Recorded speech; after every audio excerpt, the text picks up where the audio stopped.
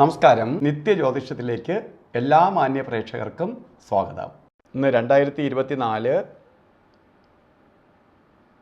October മാസം 6-ാം തീയതി ഞായറാഴ്ച, അതായത് 1200-ാം ആണ്ട് കന്നിമാസം 20-ാം തീയതി ഞായറാഴ്ചയാണ്. ഇന്നത്തെ നക്ഷത്രം വിശാഖം നക്ഷത്രമാണ്. വിശാഖ നക്ഷത്രം ശുഭനക്ഷത്രമാണ്. അപ്പോൾ ഞായറാഴ്ച സൂര്യൻ്റെ ദിവസമാണ്. നക്ഷത്രദേവനാണ് സൂര്യൻ.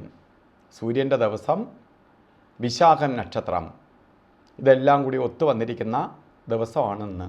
പൊതുവേ ശുഭദിനം തന്നെയാണ്.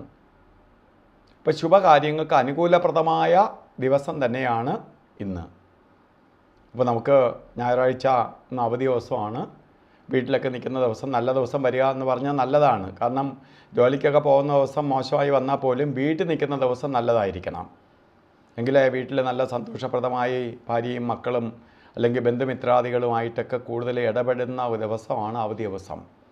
ആ ദിവസം നല്ല ദിവസം അല്ലെങ്കിൽ നമുക്ക് പല ഗുണത്തിലേറെ മാനസിക നമുക്ക് ജോലിയുടെ ഭാരം ഇറക്കി വെക്കേണ്ട ദിവസമായ അന്ന് ഭാരം കൂട്ടി പോവേണ്ടി വരും.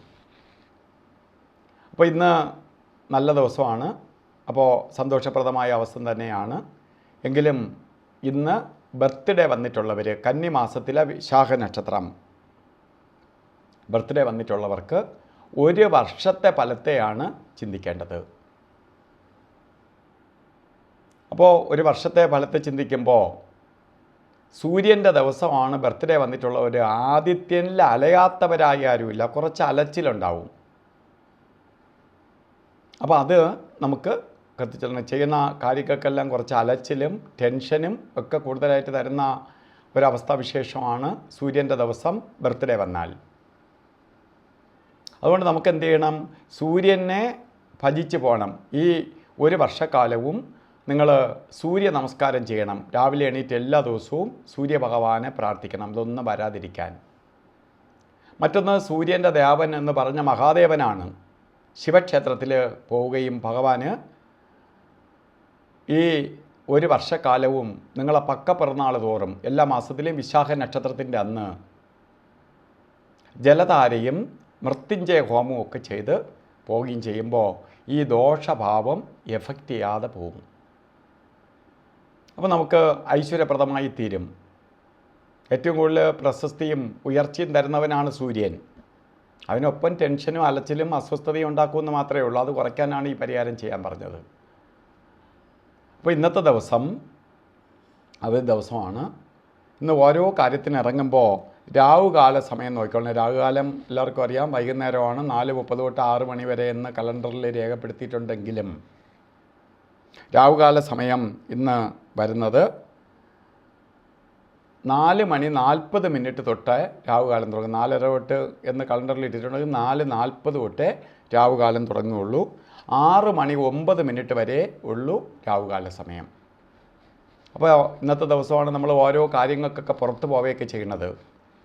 വൈകുന്നേരം വല്ല മീറ്റിങ്ങിനും അതുപോലെ ഫംഗ്ഷന് പോണതും മറ്റ് ബന്ധുമിത്രാദികൾ അവിടെ പോണതുമൊക്കെ ഞായറാഴ്ച ദിവസങ്ങളിലാണ് കൂടുതലായതുകൊണ്ട് ഒന്നുകിൽ രാവുകാലത്തിന് മുമ്പോ രാവുകാലത്തിന് ശേഷമോ പോവുക. അതുപോലെ ഇന്ന് ഒരു കാര്യത്തിനും കൊള്ളാത്ത സമയമാണ് യമകണ്ഠകാല സമയവും ഗുളികകാല സമയവും. അതിൽ ഗുളികകാല സമയം വരുന്നത് 3:11 തൊട്ട് 4:40 വരെയും യമകണ്ഠകാല സമയം വരുന്നത് 12:12 തൊട്ട് 1:42 വരെയും. അതുപോലെ ഇന്നും അഭിജിത്ത് മുഹൂർത്തമുണ്ട്. അഭിജിത്ത് മുഹൂർത്തം എല്ലാ ദിവസവും ഉണ്ട്. ഇന്നത്തെ ദിവസവും അഭിജിത്ത് മുഹൂർത്തം വരുന്നത് 11:48 തൊട്ട് 12:36 വരെ 48 നേരം അഭിജിത്തിൻ്റെ സമയമാണ്. അപ്പോൾ ഇന്നത്തെ ദിവസവും ഓരോ കാര്യങ്ങൾക്ക് വേണ്ടി നമ്മൾ പോകുമ്പോൾ ശരിക്കും വസ്ത്രധാരണത്തിന് വളരെ പ്രാധാന്യം കൊടുക്കണം. ഇപ്പോൾ വസ്ത്രധാരണത്തിന് പ്രാധാന്യം കൊടുക്കുമ്പോൾ താമരപ്പൂവിൻ്റെ കളറിലുള്ളതോ അല്ലെങ്കിൽ ശരിക്ക് ഗോൾഡൻ കളറിലുള്ളതോ ചുടുകല്ലിൻ്റെ കളറിലുള്ളതോ ആയിട്ടുള്ള വസ്ത്രം ധരിച്ചുകൊണ്ട് പോണത് ഭാഗ്യദായകമായ അവസ്ഥയ്ക്കിടവരും. അപ്പോൾ ഇന്നത്തെ ദിവസം എല്ലാവർക്കും ഭാഗ്യദായകമായി തീരട്ടെ എന്ന് പ്രാർത്ഥിച്ചുകൊണ്ട് നിർത്തുന്നു. നന്ദി, നമസ്കാരം.